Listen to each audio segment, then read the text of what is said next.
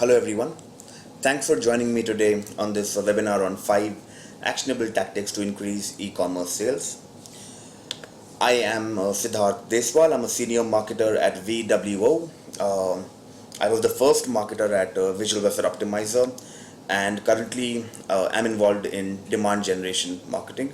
You can keep in touch with me on Twitter at Siddharth Deswal. As most of you know, Visual Website Optimizer is an A/B testing platform for marketers. We enable easy personalization, targeting and A/B testing, of course, for marketers without significant involvement from IT. You can talk to us on twitter.com/wingify. Diving right in for actionable tactics on increasing e-commerce sales, I'd like to start with social sharing widgets. Social sharing widgets are almost a best practice. They're all the blogs out there on e-commerce and all the guides out there say that you should include social sharing widgets and buttons on your product pages.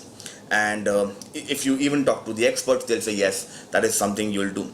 However, I contend that they're probably hurting your sales and conversions. Let's start with a case study. Talon.com, a customer of ours, they had social sharing widgets on their product pages, as you can see over here. The people at Talon, what they saw was that they hardly had any shares on most of their product pages. So they ran an A/B test using VWO, in which they removed the social sharing widgets from the product page.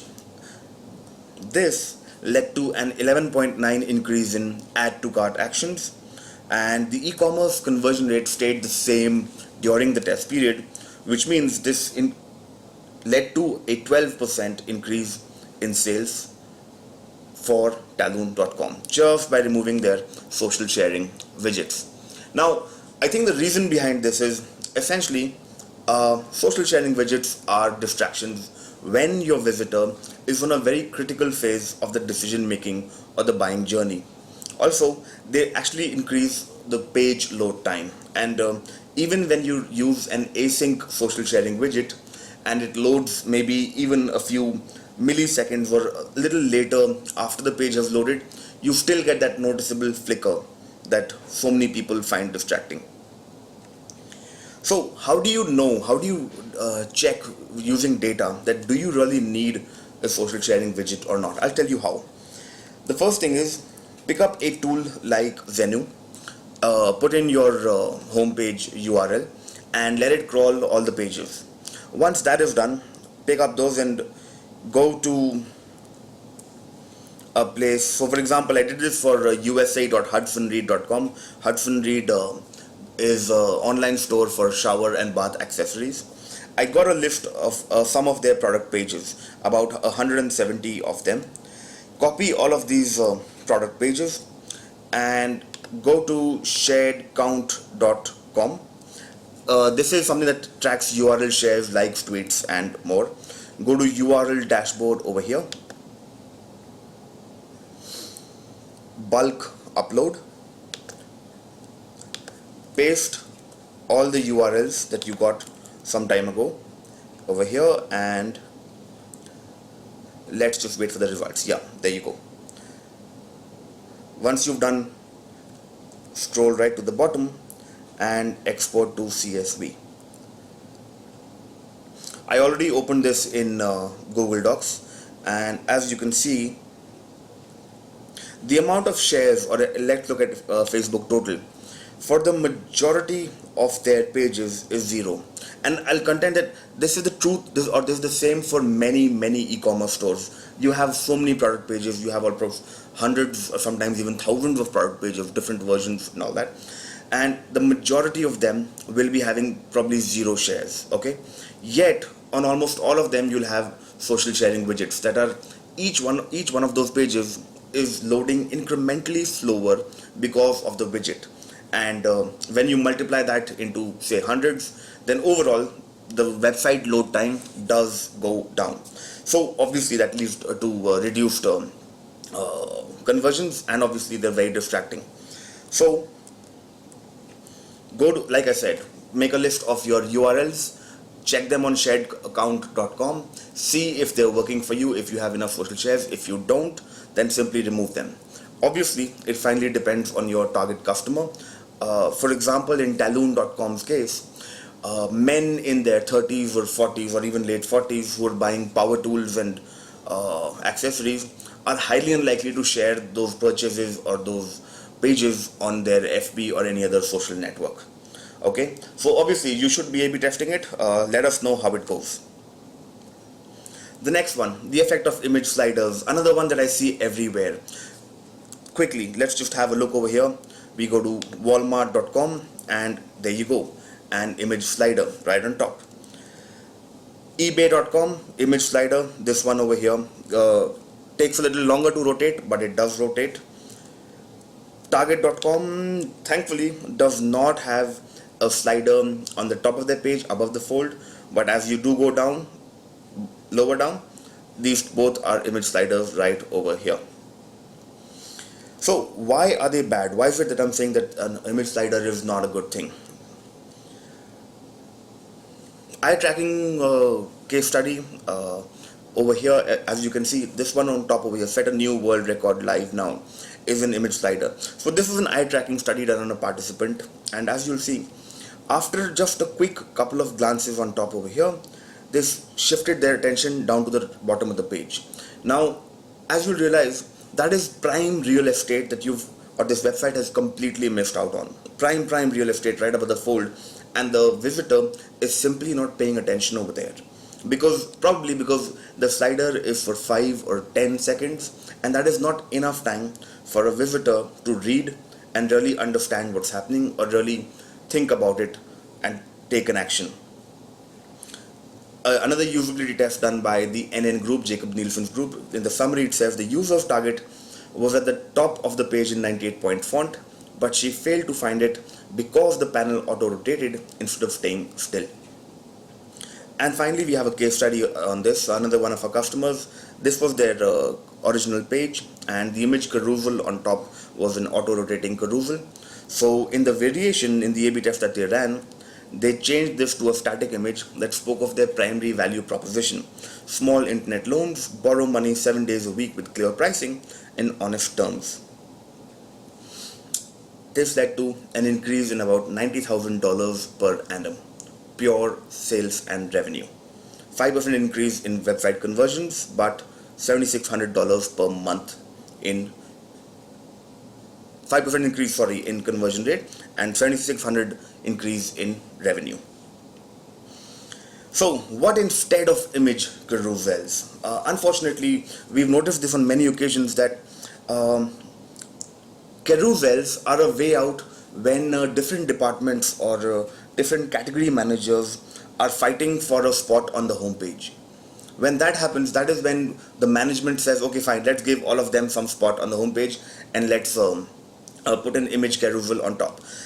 What we suggest is either use a static image, okay, or give visitors time to absorb the content. Increase the amount of time after which the carousel shifts, or give visitors control. I think this is great. If you look at Amazon.com over here, okay, they have sliders, 2 sliders in fact, but these are non-rotating, non-auto-rotating sliders.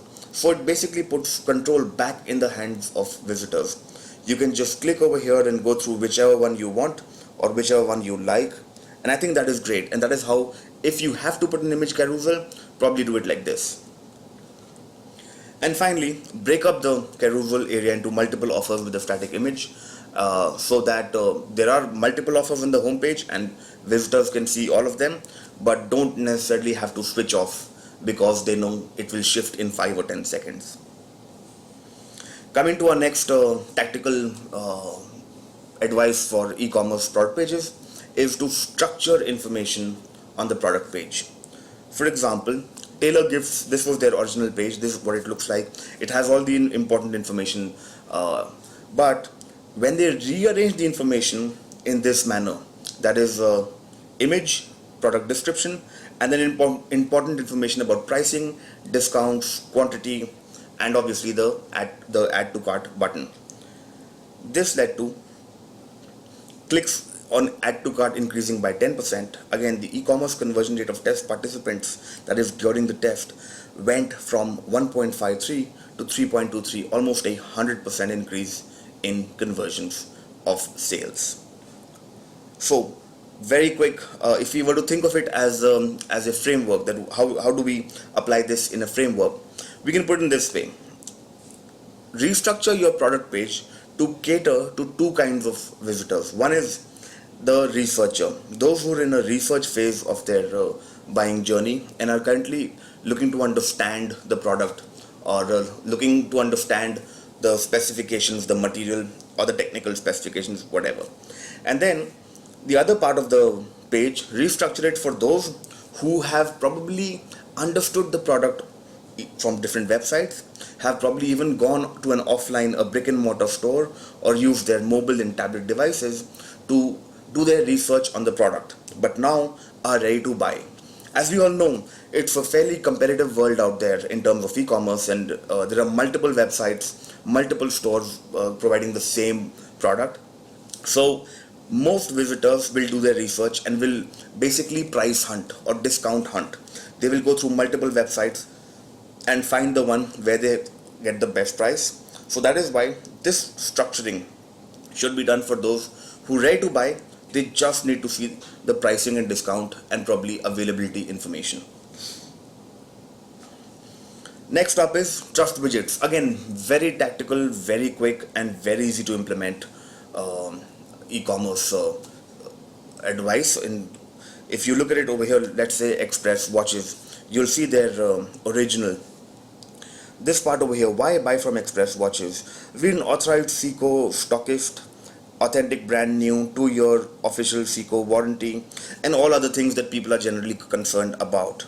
Okay, but when they ran an A/B test again and they included a trust pilot widget, essentially what has happened is, instead of they saying, they let their customers or let previous customers say, or basically say the good things about them, that yes, these guys are great, should trust them, you can go ahead and buy from them.